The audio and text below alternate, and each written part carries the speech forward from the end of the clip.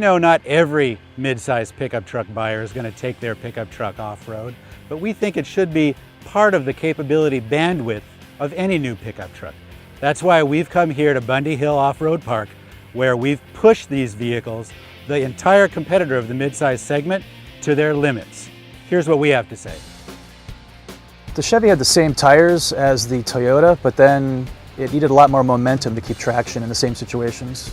It doesn't take too long to drive the Chevy Colorado off-road to understand this is kind of an old school ladder frame chassis and suspension. A lot of chatter when the road gets bad, and the 4x4 dial, when you do want to go into low range or 4 high, you kind of have to crane your neck and reach underneath and turn the dial in a way that doesn't make it very easy to do when you're on the fly.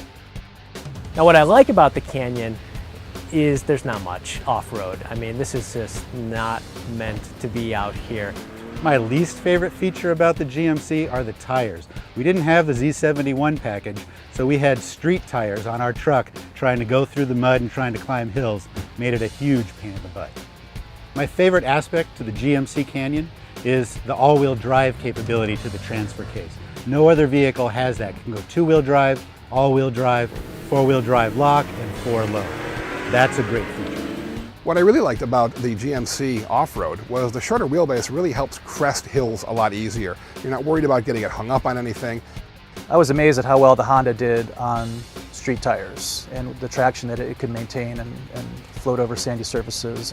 So what I like about the Honda Ridgeline is that I think it surprised all of us here. The super smart all-wheel drive system was just king of the sand and gravel. What don't I like about the Honda? Where do I begin? Very good vehicle for what it does well, but when you try to go off-road, especially trying to keep up with the other segment competitors, very difficult to do that. No low range, very street tire, so no grip trying to grab your way up a hill, and also there's no ground clearance. The Nissan got things done in the old-fashioned way with a good aggressive tire and old-school 4x4 components.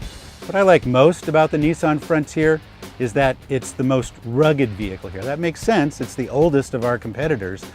What I like least about the Frontier is there's very little technology. It's an old school platform, so maybe that makes sense, but it would be nice if it did a better job of providing traction where it's needed instead of just trying to provide big wheels and tires and a big gear to fight its way through all the rough terrain.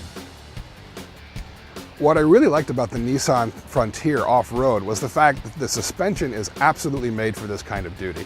You can barrel across some of this rougher stuff and it really handles it without a problem. Now what I don't like about the Frontier is that it's a Frontier. This thing's ancient. It's not nice to drive. There aren't a lot of features that you get in some of the other trucks.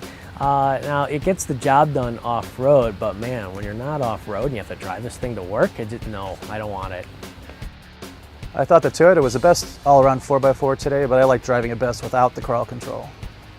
The place where the Tacoma underwhelmed me the most was in its engine performance of all things. It does not have a very responsive throttle, so when you want to romp on it and start Baja racing down an open stretch of dirt road, it just wasn't there. Either the traction control system broke in and shut things down, or it just wasn't responding the way that we wanted it to, or the way even some of the other competitors in the segments did. Now the Tacoma, you can bring it to a recreation off-road park like this, and you know what? It's in its habitat. So those are just the highlights from our judges, but you can bet they had a lot more to say about each one of our competitors. For more on our mid-size pickup truck challenge, go to pickuptrucks.com.